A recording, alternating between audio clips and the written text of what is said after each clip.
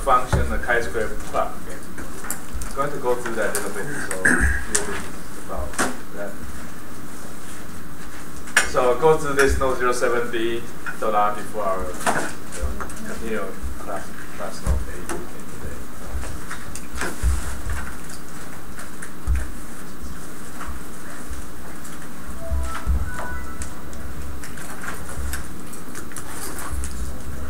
Okay. And the second case study was already assigned, so take a look at that. This time it's a small data set, not a really big one. Okay. You can see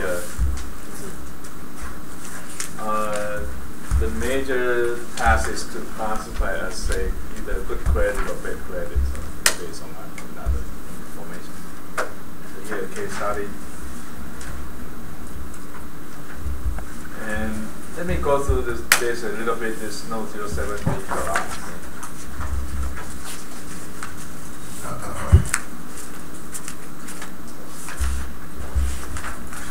The first part is just nothing but the normal quantile plots, which we already seen an example before. Remember last time we showed, at the very beginning we seen the average scatter plot matrix. It show pairwise variables, okay, in the full measurement. Because there, if you have the multivariate normal distribution, you're supposed to see the data curves appear to be elliptical.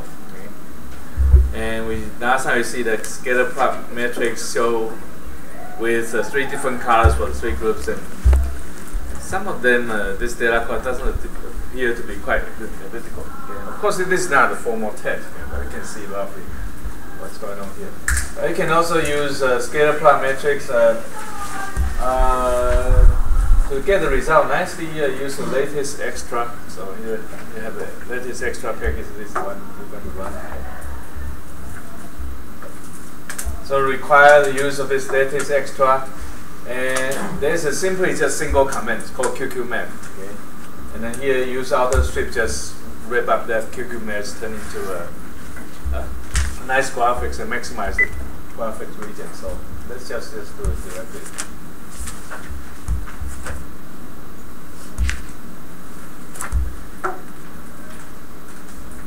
This is a standard normal quantile plots of the full measurement. Okay.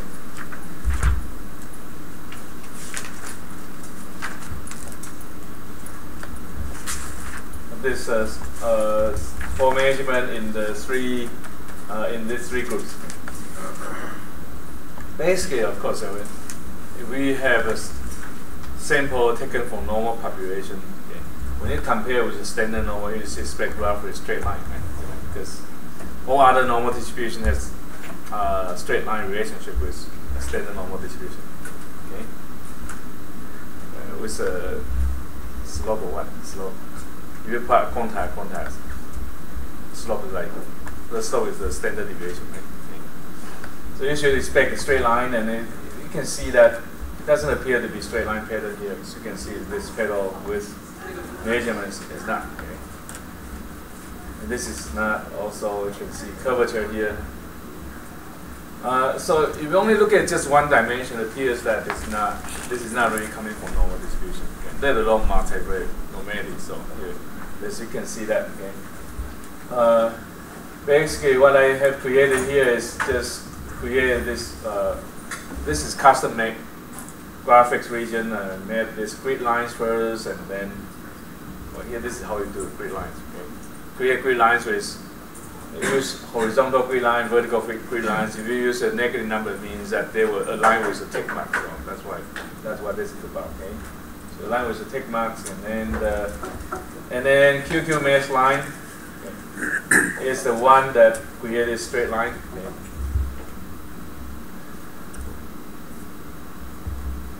And then we have QQ mesh. This is the one that we created. Take your data, compare with theoretical quantile, and the default theoretical quantile is a standard normal. So okay, that's why we compare with the standard normal.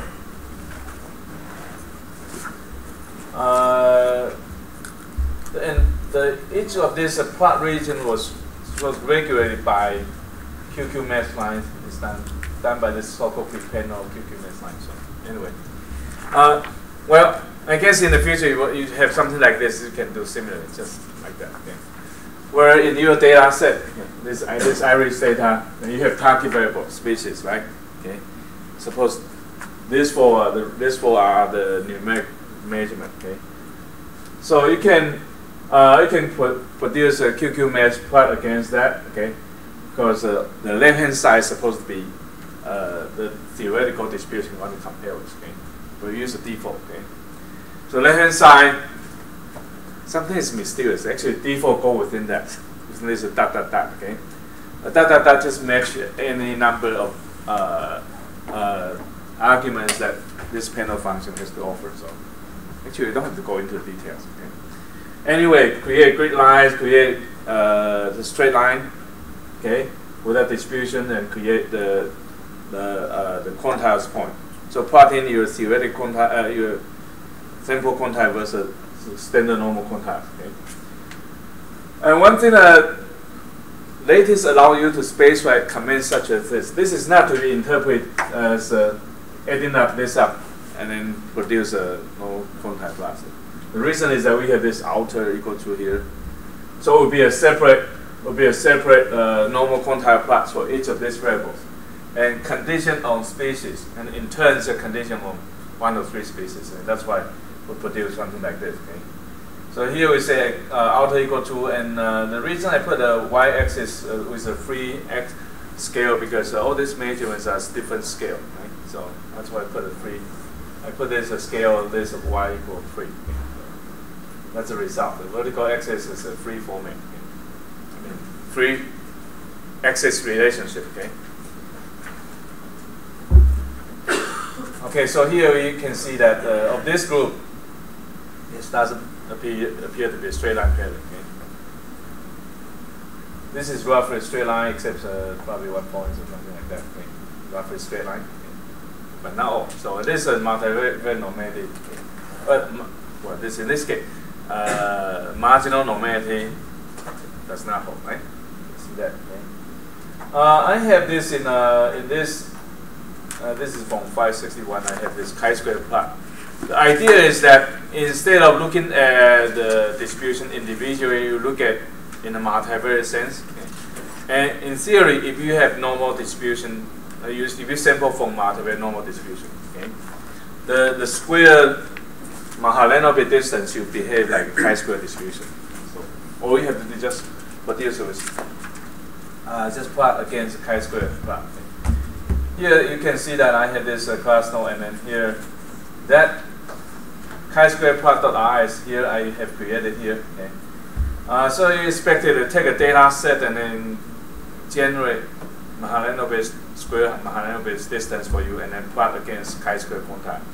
If you have 4 dimensions, it's plotted against the chi-square with 4 degrees freedom. So, okay. So dimension would be the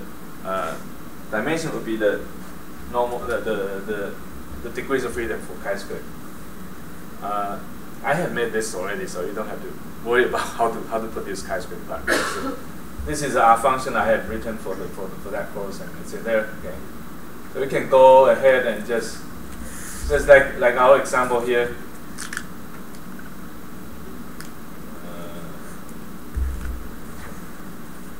Our example here, it just shows this and then save image. Then you have this chi-square plot command right here. Okay. This CHISQ plot. This is a function I wrote, okay, to produce that. Okay. So in theory, you want that to be a straight line pattern also. If you compare your square Mahalanobis distance, okay, with respect to a chi-square of 4 degrees freedom. Okay. If this really aligns with multivariate normal distribution, then we should have straight line pattern as well. Here, after this, I did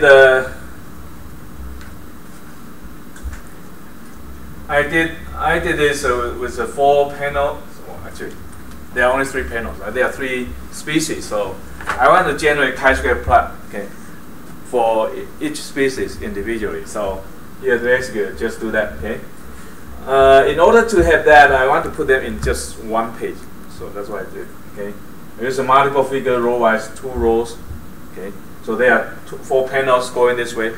First row, okay, the second row. So altogether 4 panels. Of course, in this case, we only need 3 panels, okay, of this chi-square plot. Okay. Let me explain this later. This is so-called outer margin. Okay. This is outer margin. Side 1, 2, 3, 4. I only leave room on the side 3 because I put an overall title on that. I leave about 3.1 lines of text to allow that space that we can place an overall title for that. Okay. Basically, just go through a for loop, and this is done. Let me just run everything. Make sure you already have this chi-square plot in your area. Okay. Here, if you look at this, the command I call, I say identify equal true. Suppose you want to in this command by default you do not identify extreme observation. I did that. Okay. Let's assume that we are just identify 1 point. Okay. So you use the left click, okay, on at the position near the points here. I use the left click. Okay. When we are done with identifying, and right click and space right stop, just go to the next one. So anyway, okay. So let me just put this up there, and then so here. So basically, this is place that the chi-square plot, and of course you can see that. Of course, not only that point, right? The entire distribution doesn't appear to be a straight line pattern. Okay. If the sample is really taken from normal population, then you would expect a straight line, okay, pattern in this plotting the square Mahalanobis distance versus chi-square 4 degrees squared. You should see a straight line. Okay. It's not here. Okay. You can see that this is of that straight line pattern. Okay. I only identify 1 point. Okay. The idea is actually I look through each species. Okay. And I take subset from each species. This is how I do subset line. Okay. So X would be the subset of iris, and subset of species equal SP, and SP for the labels for that. Okay. And then you select which be minus species. We don't need that, right? Isn't it? Okay. You only take the numerical measurements and calculate the square Mahalanobis distance. Okay, so anyway, and then here place this overall title here is with outer equal to just placed on the outer margin. That's why you see that. Okay. So basically, here you have multi-panel graphics. Okay, like this. Here this. Okay, it's 2 by 2. So 2 rows. Okay, and going row wise. Okay. So this is panel 1, panel 2, panel 3, panel 4. And we only produce just one, just 3 graphics here. Okay. And here the overall title appears on the 3rd outer margin. That's why I leave this room OMA, leave some rooms there for plotting that. Okay. So if you would like to produce multiple figures using the traditional graphic, this is the way to do that. Okay. OMA was to leave space for the title. This stands for open margin. Okay. Sorry, outer margin. Sorry. Outer Okay. margin. So here, basically, you have your graphics like this.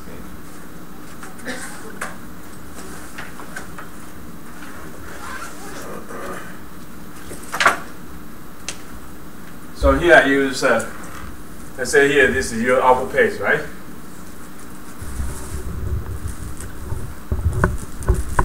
The outer margin here, this is side 1, 2, 3, 4. Okay. Actually, I leave 3.1 lines of text. Allow 3.1 lines of text to be placed on that margin. Okay. But nothing on these three sides. Okay. And then the multiple figures goes here. This is panel 1, panel 2, okay, panel 3, and panel 4. Right. So here 1, 2, 3, 4. Okay.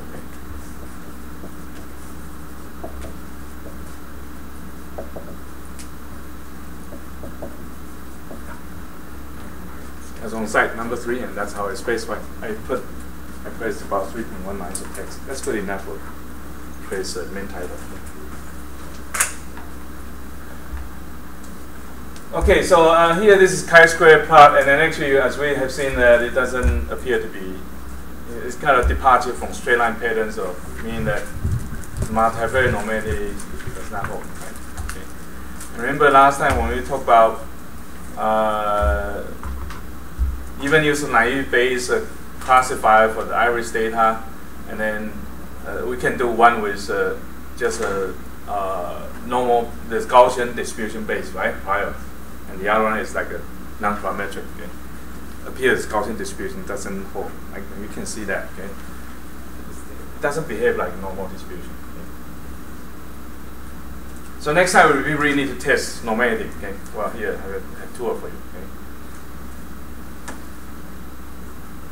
Okay. Okay. Let me turn this off, and then we have. We talk about logistic regression today. Yes. In the project we come up with that it's not normal. Are you looking for us to do some kind of data transformation? Or just unless like some particular classification tools that you have like normality base, and then you do transformation with some reasonable transform scale, then otherwise you can't do that. So, okay. Okay. Isn't it? Okay. Of course, you can transform to other scale, okay, but you should choose a reasonable transform scale, right? You don't use just any kind of transformation. So the result, the transform scale, got to be interpretable. So otherwise, usually it's not good to do that. Well, it's kind of this contrary to the traditional wisdom. That usually they always try to do power transformation with any particular power, like raise the power 0.3, and it's really hard to explain that, right? Isn't it? Okay. Reciprocal makes sense, isn't it? Okay. Like square root transformation also makes sense, and logarithm. Okay. A lot of measurements appear to be quite normal in log scale rather than original scale, but not general power transformation. Okay. So it really depends. Okay. Of course, a lot of these tools we're going to discuss will not be normal based classifier, so you don't have to rely on normality. Okay, logistic regression will model relationship between a categorical response and a set of feature vectors, right? Or say the predictor variables or input variables. The response could be binary, or there's a non-name for binary, it's dichotomy essentially, okay? With yes/no type of question, or maybe one species versus the other species. Anyways, only two types, okay? Only two classes. So k equal 2. Okay? You have two classes. Or we can have general categorical response, like social class and so on. And we understand that categorical variables appear very commonly in our disciplines, like including biology and epidemiology. So actually, so here look at this logistic regression canary with this types of response. So response is categorical, and this should be treated differently from general regression problem. And basically, we try to model the posterior probabilities of the k classes through some linear function of predictors. And the predicted posteriors are non-negative. I think I have typo before, so I can just okay. If you already created older version of this, and sum to 1 for a given instance. Okay. Well, remember we talked about just a general linear regression approach using the indicator metric, right? Where the predicted response could be negative and could be greater than 1. And this is not a case of just the equation. The predicted response is always in between 0 and 1. Okay. Of course, in either case, they always, predicted response over these several classes always add up to 1. Same here. Okay. But here we don't have that. Okay. We have this further restriction, predicted posteriors are negative, okay? And they sum to 1. Okay. They must be in between 0 and 1. Okay. We have seen linear regression using the indicator matrix approach, right? Okay. Where we see our predicted response could be negative values. We also see there's some predicted response very greater than 1. Okay, so here this is general setup for that, okay, where you have logistic regression. if you have feature vector r dimensions, okay, and the vector v is one x transpose. So here, of course, here this assume that we also consider a constant term. So that one corresponds to constant term. Okay. And then beta j be the coefficient vector, the constant, and the coefficient for all different terms of in this feature vector. Okay. And basically just model against the log R ratio. Okay. When we use R ratio in more general terms, okay, usually we talk about R. We talk about R is probability of success versus probability of failure, right? Okay. And R ratio is a comparison of two. When you compare R's of one group versus the other, we use that alternately. Okay. So basically, it's the R's of in the posterior probability, given that you observe data. Okay. This is a chance of observing, that is, the observation comes from cross J versus the chance that you observe that the observation coming from cross K, right? I think what I have here.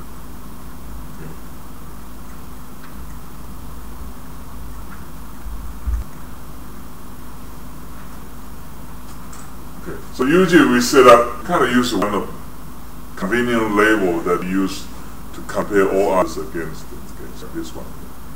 So here, this is okay, so that's R's last class. Okay. You might just choose one class. This is just for convenience. Okay. So we are modeling versus this. This ratio is not linear, but it log scale is. So that's what it is, right? Take a logism of this. Okay. Of course, if this logarithm is greater than 0, means for the observed data, it's more likely we observe the observation come from the feature come from cross J rather than cross K, isn't it? This logarithm greater than 0 means that the ratio is greater than 1, right? Okay. Isn't it? Okay. Log 1. Okay. So that means that we're more likely to observe that the feature vector coming J rather than. And in general, it shows that this pi j, okay, x equal this for this result. Okay.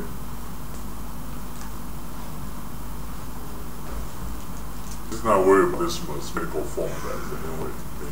And this last cross K is sort of you like to call it, this is like the step class of the computers. Okay. So as this be. And in general, basically the idea is that the result is linear. We take this log rate, okay? Especially we talk about when you have dichotomy made later. So let's just look at this. Okay? So here is k equal to y is 1 if we observe, okay? Say group number 1, okay? And then y is 0 if we observe null, okay, for group 2. And basically the idea is to maximize the log likelihood. Likelihood basically describe how likely, given this observation, how likely this set of parameters take this value, right? Okay. So basically we have to maximize this and the estimate. So basically this is the idea. Okay. The estimate of beta is the set of parameters that maximize this L beta. So R is the argument of the particular value that maximize expression. We don't have to worry about detail. And usually, of course, the good news is that this is a concave function that actually you have to set the first to 0. Actually, what you find is really the main. It's a concave function. The bad news, we don't have close to that. Okay.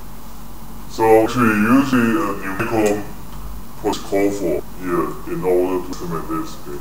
Estimate this coefficient vector is beta, you are able to interpret, go back to this, right? If you have this coefficient vector estimated, then it can drop out. So then you decide a solution, right? Okay. So you have a image for two cross cases, this is no such. because it gives you the process.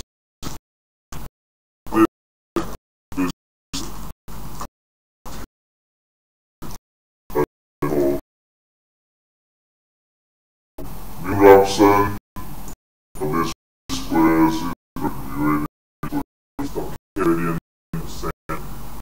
This thing causes